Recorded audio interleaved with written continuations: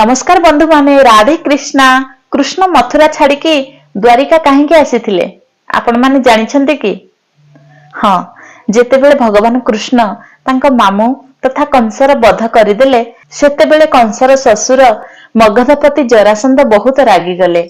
भगवान कृष्णଙ୍କ सह जदु वंशर नाम निशान मिटाई देबा पई बारंबार मथुरा उपर आक्रमण कले। निज वंशज मानकर सुरक्षा को ध्यान रे रखी भगवान श्रीकृष्ण मथुरा को छाड़ी द्वारिका को आसी जाइथिले। द्वारिका द्वारर सहर।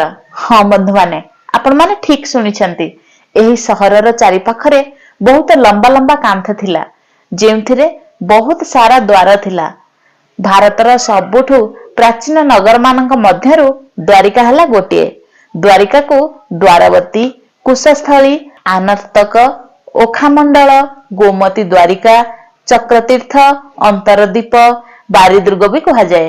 द्वारिका जहाँकि एबे गुजरात राज्यर पश्चिम पाख समुद्र कूल अच्छी।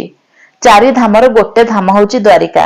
7 पवित्र पुरीरु गोटे पुरी हेउची सेही द्वारिका।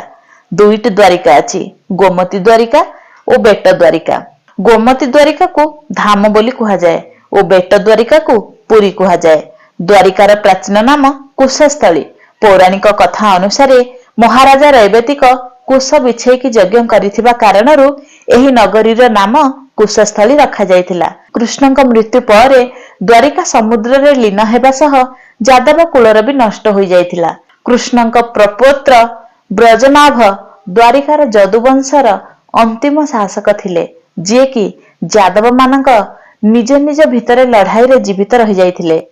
कृष्णଙ୍କ मृत्यु परे अर्जुन द्वारिका जाई वज्रनाभ और शेषरे बंचिथिबा जादव महिला मानंकु हस्तिनापुर को नहीं आसीथिले। वज्रनाभंकु हस्तिनापुर रे मथुरार राजा घोषित करिथिले। वज्रनाभंक नाम रे मथुरा क्षेत्र को ब्रजमंडल कुहागला।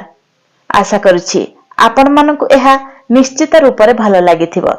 राधे कृष्णा।